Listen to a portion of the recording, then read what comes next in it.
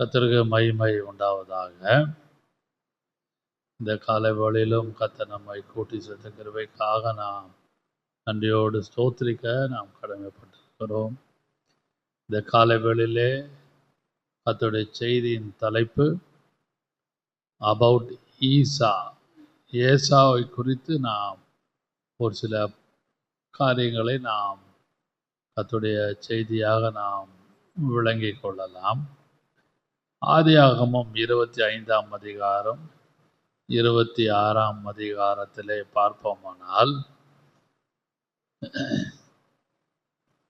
Isaac was the son of a famous father Abraham. நல்ல எல்லாருக்கும் அறிமுகமான ஆபிரகாமுடைய மகன்தான் ஈசாக்கு. நன்றாக விளங்கிக் கொள்ளுங்கள். ஈசாக்கு நன்றாக ஆபிரகாமுடைய மகன். அது மட்டுமல்லாமல் அந்த father of famous son Jacob. யாக்கோபு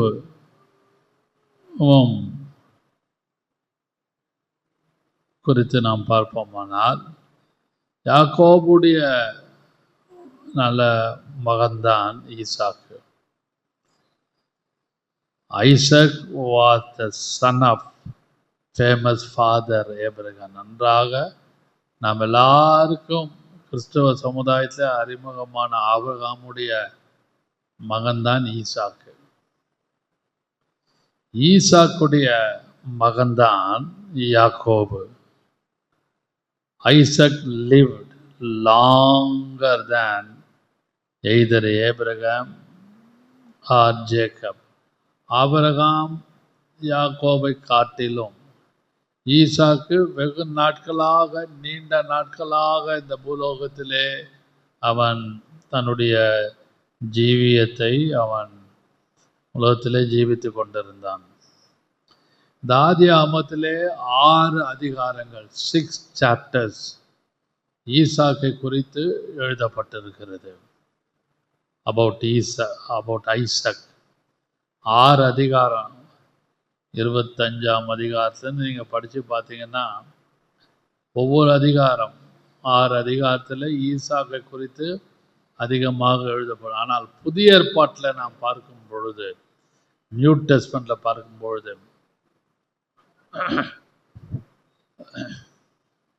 எபிரேயர் 11ஆம் அதிகாரம் 9ஆம் வசனத்திலே வாசிப்போமானால், யாக்கோபும் ஈசாக்கும் கூடாரங்களிலே வாசமாய் இருந்தார்கள் இருக்கும். ஆமா, விசுவாசத்தினாலே அவன் வாக்குத்தத்தம் பண்ணப்பட்ட தேசத்திலே பரதேசியை போல சஞ்சரித்து அந்த வாக்குத்தத்தத்திற்கு உடன் சுதந்திரராகிய ஆபிரகாமுக்கு கொடுத்த வாக்குத்தத்தம் உடன் சுதந்திரவாளியாகிய ஈசாக்கோடும் யாக்கோபோடும் கூடாரங்களிலே ஆபிரகாம் குடியிருந்தான். அந்த கவனிங்கள். I am talking about the family குறித்து, குடும்பத்தை குறித்து நான் பேசுகிறேன். ஆபிரகாம், ஈசாக்கு, யாக்கோபு, இதை குறித்து இயேசுவும் சொல்லியிருக்கிறாரு. நாம் அநேக பிரசங்கங்களையும் எத்தனையோ கர்த்தருடைய பிள்ளைகள் God of Abraham, Isaac, Jacob நாம் கேட்டிருக்கிறோம். ஆனால் ஆதியாகமத்தில் பார்த்தீங்கன்னா there are 10 generations in Genesis. நான் ஒன்றொன்றாக சொல்லுகிறேன், வேண்டுமானாலும் இதை பார்த்து கேட்டுக்கொண்டு இருக்கிறவர்கள் குறித்து கொள்ளலாம். முதலாவதாக ஆதியாகமம் 5ஆம் அதிகாரம் 1ஆம் வசனத்திலே ஆதாமின் வம்ச வரலாறுன்னு இருக்கும். ஆதியாகமம் 5:1 ஆதாமின் வம்ச வரலாறு. ஆதியாகமம் 6ஆம் அதிகாரம் 9ஆம் வசனத்தில் நோவாவின் வம்ச வரலாறு. ஆதியாகமம் 10ஆம் அதிகாரம் 1வது வசனத்தில் நோவாவின் குமாரர்கள் வம்ச வரலாறுன்னு இருக்கும். ஆதியாகமம் 11ஆம் அதிகாரம் 10ஆம் வசனத்திலே சேமுடைய வம்ச வரலாறு. ஆதியாகமம் 11ஆம் அதிகாரம் 27ஆம் வசனத்தில் தேராகுடைய வம்ச வரலாறு. ஆதியாகமம் 25ஆம் அதிகாரம் 12வது வசனத்திலே இஸ்மவேல் வம்ச வரலாறு.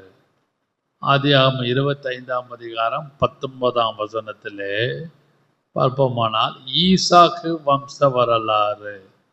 ஆதியாகமம் 36ஆம் அதிகாரம் 1ஆம் வசனத்திலே ஏசாவின் வம்ச வரலாறு. ஆதியாகமம் 37:2 யாக்கோபின் வம்ச வரலாறு. There are 10 generations embedded in book of Genesis. ஆதியாகம புஸ்தகத்திலே 10 வம்சங்களை குறித்து எழுதப்பட்டிருக்கிறது. ஆதாம், நோவா, நோவாவுடைய குமாரர், ஷேம், தேராகு, இஸ்மவேல், ஈசாக்கு, ஏசா, அது மட்டுமல்ல யாக்கோபு. நீங்கள் நல்லா படிச்சீங்கன்னா, பொறுமையாக நான் சொன்ன வசனத்தை படிச்சீங்கன்னா அந்த 10 generations அப்படியே இருக்கும். எல்லாமே வரிசையாக எழுதப்பட்டிருக்கும்.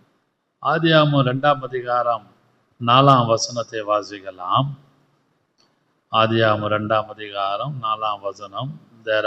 these are தேவனாகிய கர்த்தர் பூமியையும் வானத்தையும் உண்டாக்கின நாளிலே வானமும் பூமியும் சிருஷ்டிக்கப்பட்ட வரலாறு இவைகளே. கவனிகள், வானமும் பூமியும் சிருஷ்டிக்கப்பட்ட வரலாறு. இதெல்லாம் சேர்த்தீங்கன்னா மொத்தம் 10 generations. வானமும் பூமியும் உண்டாக்கப்பட்டதே ஒரு ஹிஸ்ட்ரி. அதுக்கப்புறம் human history. Heaven and earth, வானமும் பூமியும் உண்டாக்கப்பட்ட உண்டாக்கப்பட்ட வரலாறு.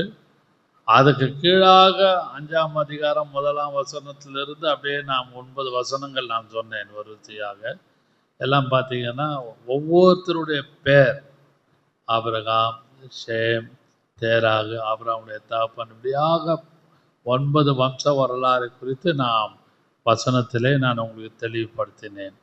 அன்பான கர்த்தருடைய பிள்ளைகளே, இதெல்லாம் ஏன் நான் சொல்லுகிறேன் என்றால், you and I should know the genealogy.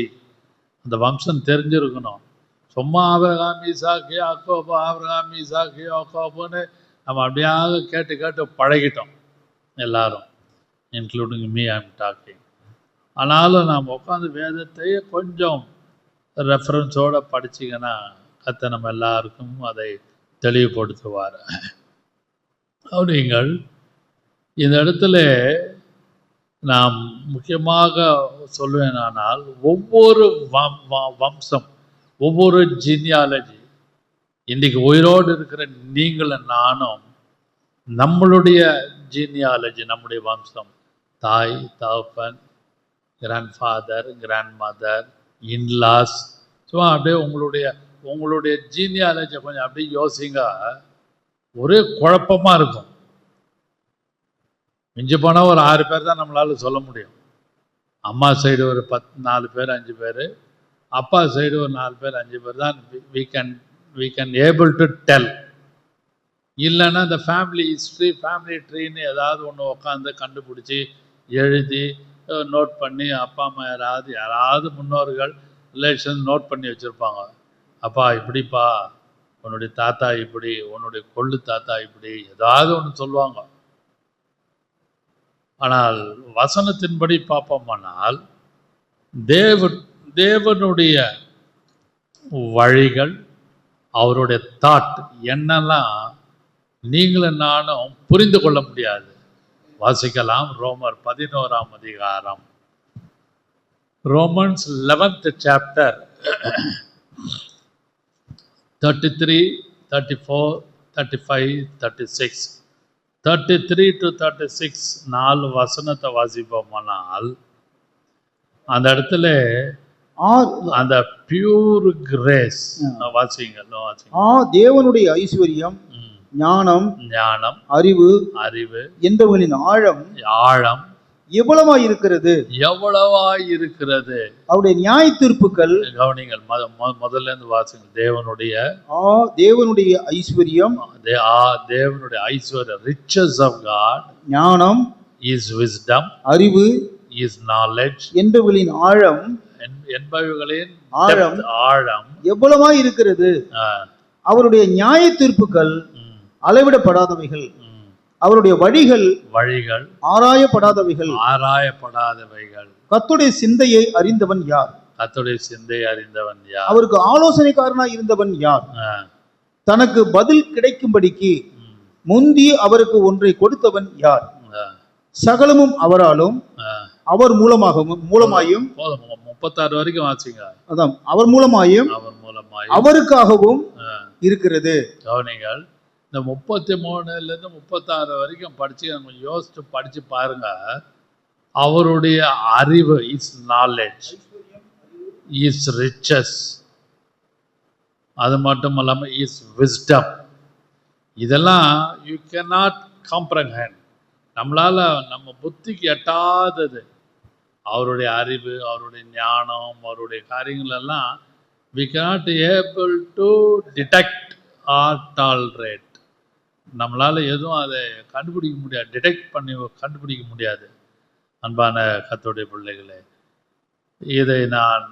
இதெல்லாம் நம்முடைய குடும்பத்தை compare with our own family. நான் 9-10 வரலாறை பற்றி சொன்னேன். வானம் பூமியுடைய வரலாறு, நோவாவின் வம்ச வரலாறு, தேராகுடைய வம்ச வரலாறு, ஆபிரகாம், இதெல்லாம் வசனம் இருக்குது. நான் சொன்ன வசனம் நீங்கள் படித்து பார்த்தீங்கன்னா ரொம்ப ஆச்சரியமாக இருக்கும். ஆதியாகமத்தில் மொத்தம் there are 10 generations. அதுபோல் நம்மளுடைய வம்சத்தை கொஞ்சம் யோசிச்சிங்கன்னா நமக்கே நம்மளால் ஏற்றுக்கொள்ள முடியாது, புரிய முடியாது. நேற்றுக்கு கூட ஒருத்தர் எங்களுடைய குடும்பத்தை குறித்து ஒருத்தர் ஃபோனில் விசாரித்தார். இவங்க இப்படி இருக்காங்களே, அவங்க இப்படி இருக்காங்களே, அது என்னாச்சு, இது என்னாச்சு, இவ்வளோதானா அவங்க குடும்பம்னாரு. ஆமாம், இவ்வளோதான், எங்களுக்கு தெரிஞ்சது இவ்வளோதான். நீங்கள் எதாவது கண்டுபிடிச்சிங்களா சொல்லுங்கன்னு. நேற்று நைட்டு ஒரு 8:30 மணிக்கு ஒருத்தர் ஃபோன் பண்ணார். About our family, late pastor Sam Sundaram, and about my mother, my father, எல்லாம் கேட்டு பேசின்னு இருக்கும்போது, இவ்வளோதான், இதான் எனக்கு தெரிஞ்சது, எங்களுக்கு தெரிஞ்சது இதான். இதில் தான் கர்த்தர் ஓரளவு பிரித்தெடுத்து எங்களை தேர்ந்தெடுத்தாருன்னு அவ்வளோதான் தெரியும். அதுபோல் உங்களுடைய வம்சத்தை, உங்களுடைய genealogy, your mother side, your father side, husband side, wife சைட்லாம் பார்த்தீங்கன்னா some level we can find out. முழுவதுமாக நம்மளால் அதை ஜீர்ணிக்க முடியாது, கண்டுபிடிக்க முடியாது. ஆனாலும் நாம் இந்த காலை வேளையிலே ஏசாவை குறித்து நாம் தியானிக்க போகிறோம். இப்படி கர்த்தரால் ஏற்படுத்தப்பட்ட ஜெனரேஷன்ஸ், குடும்பங்கள், வம்ச வரலாறுல there are lot of defects and disappointments. There are some intolerance. ஏற்றுக்கொள்ள முடியாத, பொறுக்க முடியாத, நம்ப முடியாத காரியங்கள் எல்லா குடும்பத்திலையும் இருக்குது. அது என்னுடைய குடும்பமானாலும் உங்களுடைய குடும்பமானாலும் எல்லாருடைய ஃபேமிலியை நீங்கள் யோசித்து பாருங்க. there are disappointments, there are discouragement. அது யாக்கோபு ஈசாக்கு குடும்பத்தில் காணப்பட்டது. 2 பிள்ளைகள். ஈசாக்கு எத்தனை பிள்ளைகள்? எத்தனை பேர்? 2 பேர். ஒருவன் பேரு யாக்கோபு, இன்னொருத்தன் பேர் ஏசா. அதுவும் they are called twins. 2 பிள்ளைகள் போல காணப்பட்ட வசனம் இருக்கு ஆதியாகமத்தில். ஆனால் தேவன் அந்த குடும்பத்தில் ஒருத்தரை தான் தெரிந்து கொண்டார். நல்லா விளங்கிக் கொள்ளுங்கள். நீங்களும் நானும் ரட்சிக்கப்பட்டதையும் நம்மளுடைய குடும்ப சூழ்நிலையும் கொஞ்சம் கம்பேர் பண்ணிங்கன்னா எல்லா இடத்துலையும் ஒரு ஒரு கிராஷ், ஒரு இடிக்கிறது போல ஒரு சூழ்நிலை இருக்கும். எனக்கு பார்த்தீங்கன்னா மல்கியா 1ஆம் அதிகாரம், இல்லை மன்னித்துக் கொள்ளுங்கள், ரோமர் 9ஆம் அதிகாரம் 10, 11, 12 வாசிக்கலாம். ரோமன்ஸ் 9, 10, 11, 12. 9, 10ஆம் வசனம். அதுல பார்ப்போமானால் இதுவும் அல்லாமல், கவனிங்களா, 9 அந்த வாக்குத்தத்தமான வார்த்தையாவது, இருங்க, 9ஆம் அதிகாரம் 10ஆம் வசனம். இதுவும் அல்லாமல் நம்முடைய பிதாவாகிய ஈசாக்கு என்னும் ஒருவனாலே, ஈசாக்கு என்னும் ஒருவனாலே ரெபெக்காள் கர்ப்பவதியான போது பிள்ளைகள் இன்னும் பிறவாமலும் நல்வினை தீவினை ஒன்றும் செய்யாமலும் இருக்கையில், நல்வினை தீவினை, நல்வினை தீவினை ஒன்றும் செய்யாமல் இருக்கையில் தேவனுடைய தெரிந்து கொள்ளுதலின்படி இருக்கிற அவருடைய தீர்மானம், அவர் predestination, அவருடைய தீர்மானம், அவருடைய அந்த டிசிஷன், தீர்மானம் கிரியைகளினாலே நிலை நிற்காமல் அழைக்கிறவாளே நிலை நிற்கும்படிக்கு மூத்தவன் இளையவனுக்கு ஊழியம் செய்வான் என்று அவளுடனே சொல்லப்பட்டது. கவனிங்கள், இது என்னன்னா, இந்த வசனம் கொஞ்சம் காம்ப்ளிகேட்டட் மாதிரி இருக்கும். ரோமர் எப்பவுமே ரொம்ப கஷ்டம். நீங்க படிச்சீங்கன்னா, pure grace not on the any merit. நம்மளை கர்த்தர் தெரிந்தெடுத்து இன்றைக்கு ரட்சிப்பின் பாதையிலும் கிருபையின் பாதையிலும் எல்லா பாதையிலும் நம்மளை நடத்துகிற காரியம் சுத்த கிருபை தான்.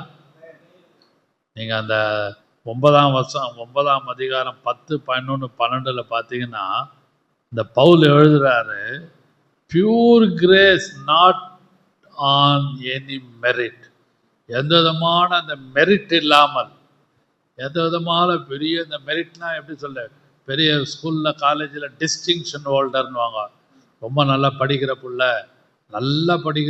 நல்ல நாலேஜ்னுவாங்க, அதனால தான் நாங்கள் ப்ரைஸ் கொடுக்குறோம். அப்படிலாம் கிடையாது. அந்த மாதிரிலாம் கர்த்தர் நம்மளை வைக்கல. அவருடைய சுத்த கிருபையினாலே கர்த்தர் நம்மை தெரிந்து கொண்டபடியே. அல்லேலூயா. நல்லா புரிந்து கொள்ளுங்கள். எங்க தெரிந்து கொண்டார்? வீட்டில், அமங் ஃபேமிலி, அப்பா அம்மா நான் மகன் மகள் 2 3 பேர் 4 பேர் 5 பேர் 6 பேர் இருக்கலாம். அதுல கர்த்தர் நம்மை பக்குவமாக தெரிந்து கொண்டார். Hallelujah. Not on merit, only pure grace. இன்னைக்கு நம்மளுடைய தெரிந்து கொள்ளுதலை, உங்களுடைய தெரிந்து கொள்ளுதலை யோசியுங்கள்.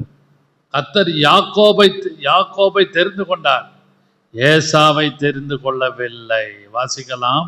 மல்கியா 1ஆம் அதிகாரம் 2ஆம் வசனம் 3ஆம் வசனத்தை பார்ப்போமானால், நீங்கள் மல்கியா 1ஆம் அதிகாரம் 2ஆம் வசனம் 3ஆம் வசனத்திலே, ஐ லவ்ட் ஜேக்கப், நான் உங்களை சிநேகித்தேன் என்று கர்த்தர் சொல்லுகிறார். அதற்கு நீங்கள் எங்களை எப்படி சிநேகித்தீர்கள் என்றீர்கள். கர்த்தர் சொல்லுகிறார், ஏசா யாக்கோபுக்கு சகோதரன் அல்லவா? யாக்கோபுக்கு சகோதரன் அல்லவோ? ஆகிலும் யாக்கோபை நான் சிநேகித்தேன். ஏசாவையோ நான் வெறுத்தேன். அவனுடைய மலைகளை பாழும் அவனுடைய சுதந்திரத்தை. 3ஆம் வசனம் வாசிங்க. வாசிங்க. ஏசாவையோ நான் வெறுத்தேன், அவனுடைய மலைகளை பாழும் அவனுடைய சுதந்திரத்தை வனாந்தரத்தில் உள்ள வலு சர்ப்பங்கள் தாவும் ஆக்கினேன்.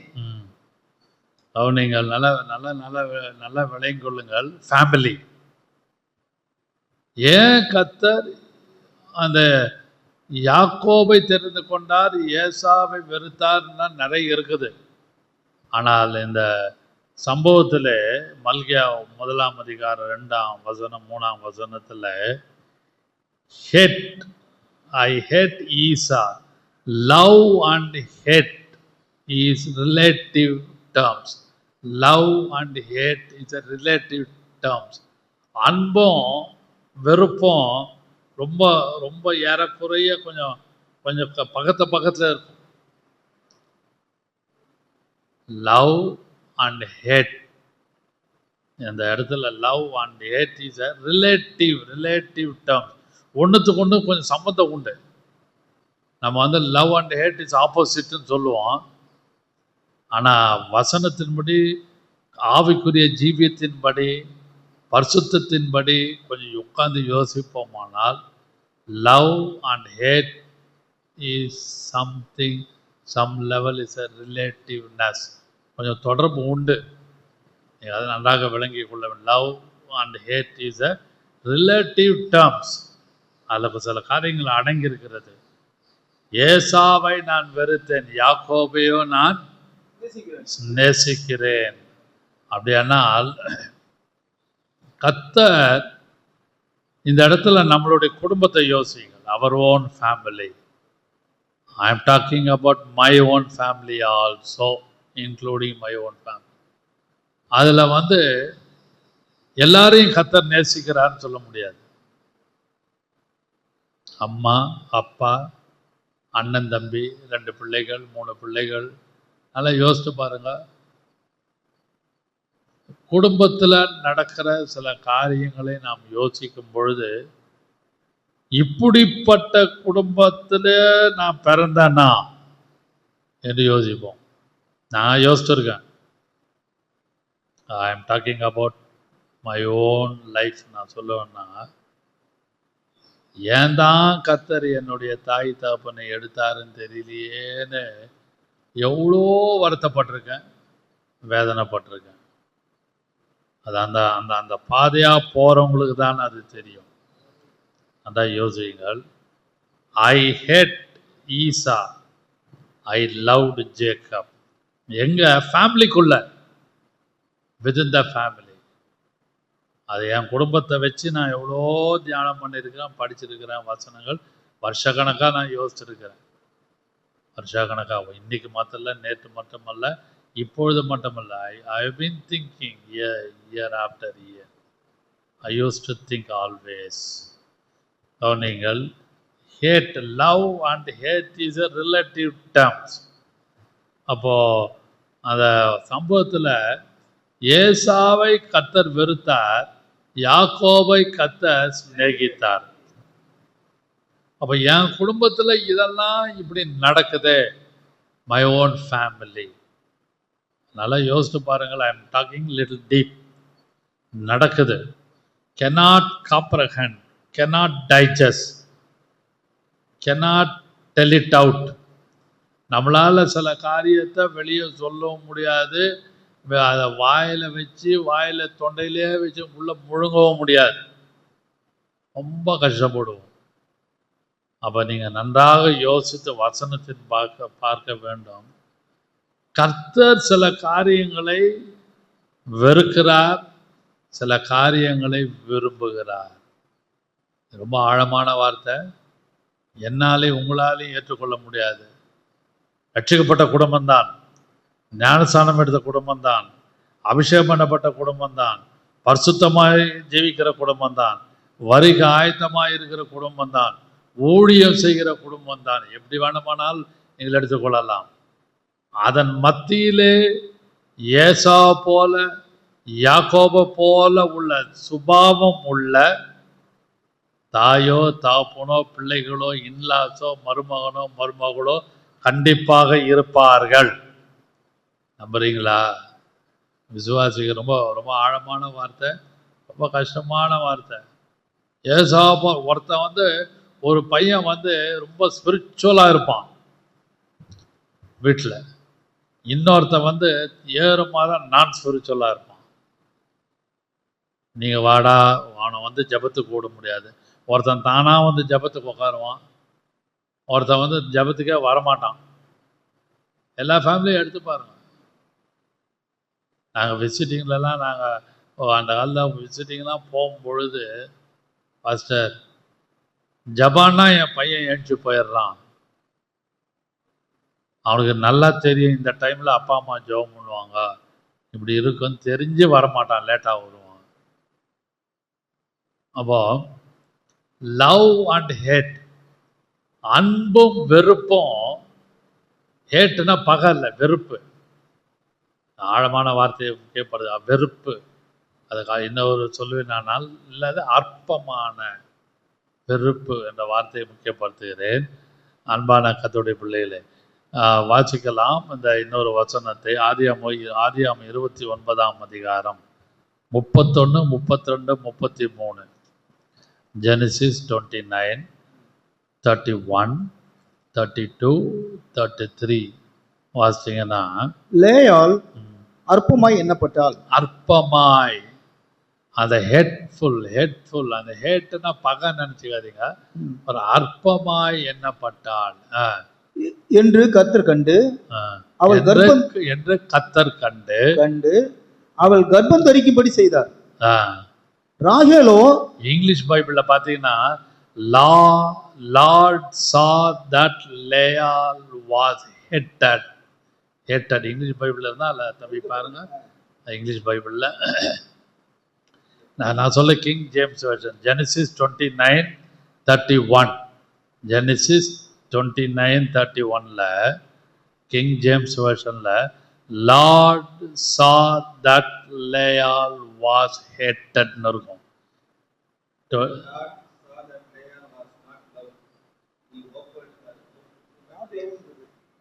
அதாவது உங்களது NIV, நான் சொல்றது கிங் ஜேம்ஸ் வெர்ஷன்ல the Lord saw that Leah was hated ன்னு இருக்கும். கர்த்தர், அந்த வாசிங்க தமிழ்ல, கர்த்தர் லேயால் அற்பமாய் எண்ணப்பட்டாள் என்று லேயால் அற்பமாய் எண்ணப்பட்டாள். கவனிங்கள், இந்த அற்பமாய் எண்ணப்படுகிறது ஹேட்டட்னு இருக்கு. அதனால தான் நான் சொன்னேன் love and hate relative terms. கொஞ்சம் அது ரொம்ப ஆழமான வார்த்தை.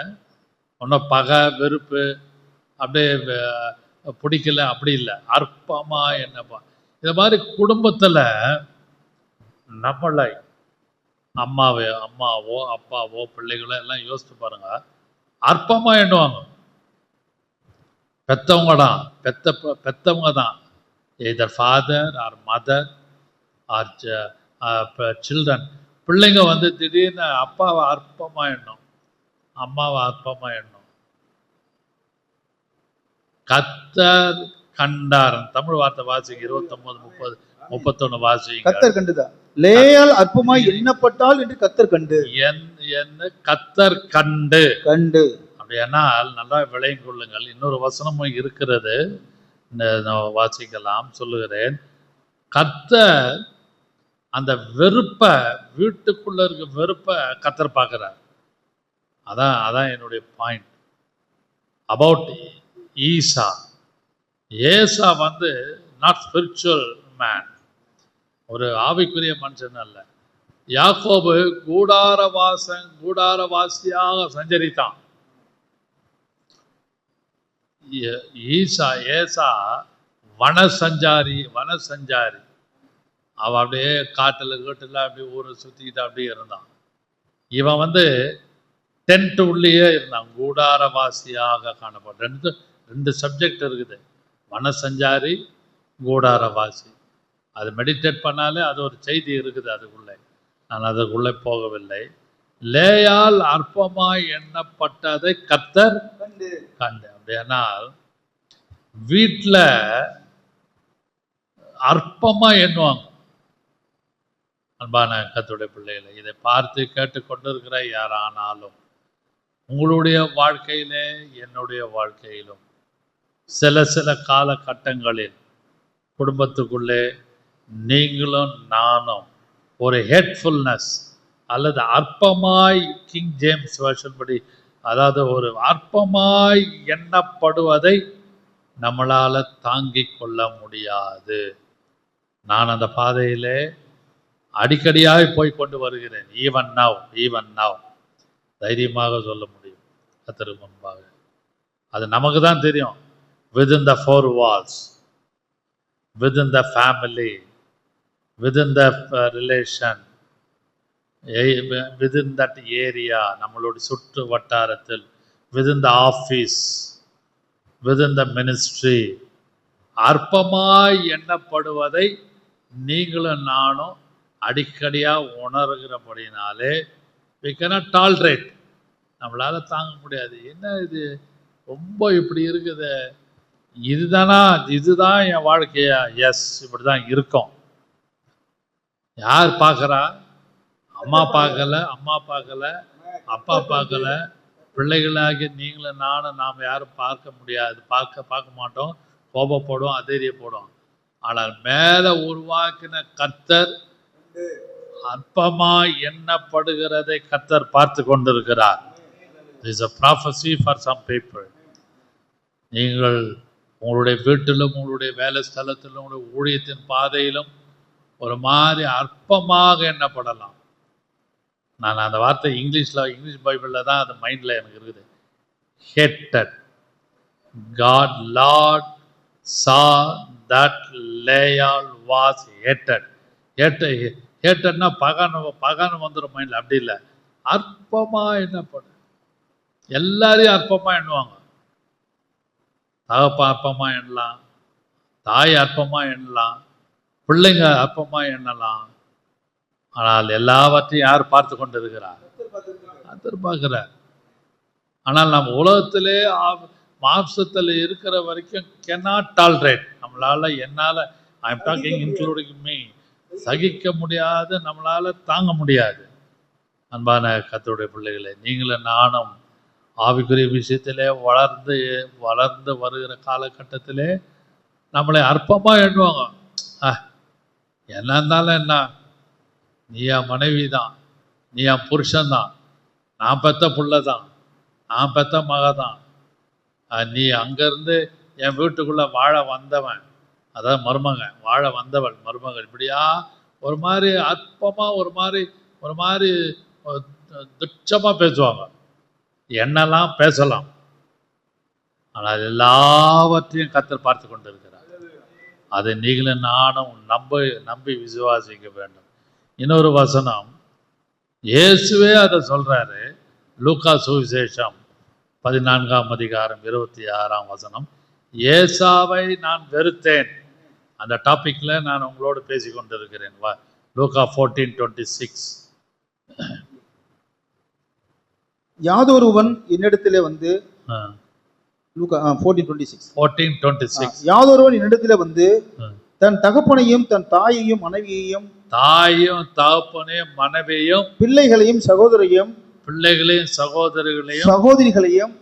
தன் ஜீவனையும் வெறுக்காவிட்டால், anyone come to me, hate his father, hate இருக்கும், ஜீவனையும் வெறுக்காவிட்டால் எனக்கு சீஷனா இருக்க மாட்டான். நல்லா கவனிங்க, அந்த வெறுக்காவிட்டால் அந்த வார்த்தையும் லேயால் அற்பமாய் எண்ணப்படுகிறதே, இதெல்லாம் கொஞ்சம் யோசித்து பாருங்க.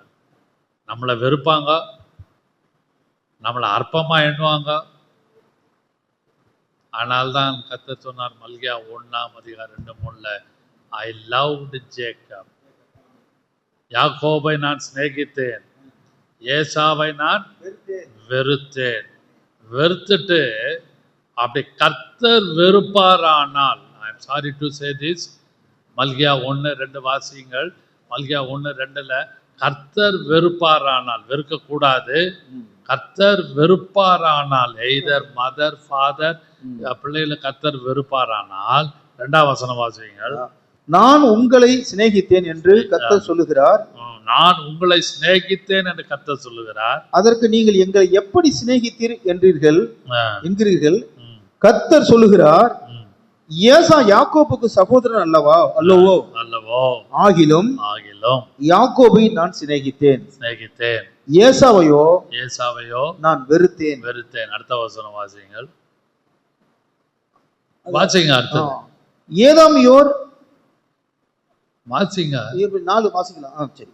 ஏதோமியர் நாம் எளிமைப்பட்டோம், ஆனாலும் பாழானவைகளை திரும்ப கட்டுவோம் என்று சொல்லுகிறார்கள். கவனிங்கள், பாழானவைகளை திரும்ப அது ஒரு வேற சப்ஜெக்ட். ஆனால் குறிப்பு, என்னுடைய குறிப்பு என்ன, ஏசாவை நான் வெறுத்தேன். அந்த 2ஆம் வசனம் வாசிக்கணும் மறுபடியும். நான் உங்களை சிநேகித்தேன் என்று கர்த்தர் சொல்லுகிறார். கர்த்தர் சொல்லுகிறார், அதற்கு நீங்கள் எங்களை எப்படி சிநேகித்தீர் என்கிறீர்கள். எப்படி சிநேகித்தீர்கள் என்கிறீர்கள். கர்த்தர் சொல்லுகிறார், ஏசா யாக்கோபுக்கு சகோதரன் அல்லவோ, ஆகிலும் யாக்கோபை நான் சிநேகித்தேன். யாக்கோபை நான் சிநேகித்தேன். ஏசாவையோ நான் வெறுத்தேன். ஏசாவை நான் வெறுத்தேன். ஏன் வெறுக்கிறேன்? அவனுடைய மலைகளை பாழும், அவனுடைய மலைகளை பாழும், அவனுடைய சுதந்திரத்தை வனாந்தரத்தில் உள்ள வலு சர்ப்பங்களின் தாவும் ஆக்கினேன். கவனி, மறுபடியும் அந்த சென்டென்ஸ் வாசியுங்கள். அவனுடைய மலைகளை பாழும், அவனுடைய சுதந்திரத்தை வனாந்தரத்தில் உள்ள வலு சர்ப்பங்களின் தாவும் ஆக்கினேன். சுதந்திரத்தை, இன்ஹெரிட்டன்ஸை வலு சர்ப்பங்களின் தாவும் ஆக்கினேன். அப்படியானால் கர்த்தர் வெறுப்பாரானால் you and I cannot tolerate. ஆனால் நம்ம அந்த வீட்டுக்குள்ள, அந்த குடும்பத்துக்குள்ள தான் இருப்போம். நன்றாக விளங்கிக் கொள்ளுங்கள். அது ரொம்ப கஷ்டமான பாதை. I have been crossed many times in my own family. Cannot tolerate. N wife பண்ணுறதோ, என் பிள்ளைங்கள் பண்ணுறதோ என்னால் சில டைம் தாங்க முடியாது. ஆனால் நீங்கள் வசனத்தை நாம் சற்று ஆழ்ந்து படிப்போமானால், கர்த்தர் சில காரியத்தை வெறுக்கிறார். அது என் வீட்லையும் இருக்குது, உங்கள் வீட்லையும் இருக்குது. அதை we have to we should be able to detect, கண்டுபிடிக்கணும். அதை கண்டுபிடிக்க ரொம்ப கஷ்டம். Coming to the point, Esau a profane person. அப்படியானால் profane person நாம் நன்றாக விளங்கிக் கொள்ளுங்கள். அவன் ஒரு godless man. Esau was, according to the God's view, he was a godless man. யாருடைய பிள்ளை? யாருடைய பிள்ளைகள்? யாக்கோப், ஈசாக்குடைய பிள்ளைகள். யாக்கோபும் ஏசாவும் அண்ணன் தம்பியா இருந்தாலும் ஃபாதர் யாரு? Spiritual man. நீங்க ஆதியாகமத்துல ஒரு வசனம் இருக்கு, ஈசாக்கு மாலை வேளையிலே தியானம் பண்ண போனான். இருக்கா இல்லையா? நல்லா படிச்சீங்கன்னா, தியானம் பண்ண போனான், மெடிடேட்னு இருக்கும். ஈசாக்கு சாயங்கால வேளையிலே தியானம் பண்ண போனான். சாயங்கால வேளையில எல்லாரும் ஜாலியா பார்க்கு, பீச்சு, இன்னைக்கு 4 நாள் லீவு, இந்த பண்டிகை அந்த பண்டிகை, கவர்மெண்ட் எக்ஸ்ட்ரா ஒரு லீவ் கொடுத்துட்டான்னு சொல்லிட்டு ரொம்ப ஃப்ரீயா இருப்பாங்க. ஆனால் ஈவினிங் டைம் ஈசாக்கு சாயங்கால வேளையில தியானம் பண்ண போனான்னா, அப்படிப்பட்ட ஒரு ஸ்பிரிச்சுவல் ஃபேமிலியில தான் ஈசாக்கு இருக்கிறான். அப்படிப்பட்ட குடும்பத்துக்குள்ளதான் பிறந்த பிள்ளைகள் தான் ஏசாவும் யாக்கோபும். அன்பான கர்த்தருடைய பிள்ளைகளை, குறிப்புக்கு நான் வருகிறேன். அவன் யாக்கோபு நல்ல ஒரு ஸ்பிரிச்சுவல் ஃபெலோ, ஆவிக்குரியவன். ஏசா நான் ஸ்பிரிச்சுவல், காட்லெஸ் மேன். அப்படியானால் நல்ல ப்ரொஃபைன் பர்சன். ப்ரொஃபைன், PROFAN, ப்ரொஃபைன் பர்சன் சொல்லும்போது அதுக்கு டிக்ஷனரி மீனிங் அபச்சாரம்னுவாங்க. அபச்சாரம், தேவ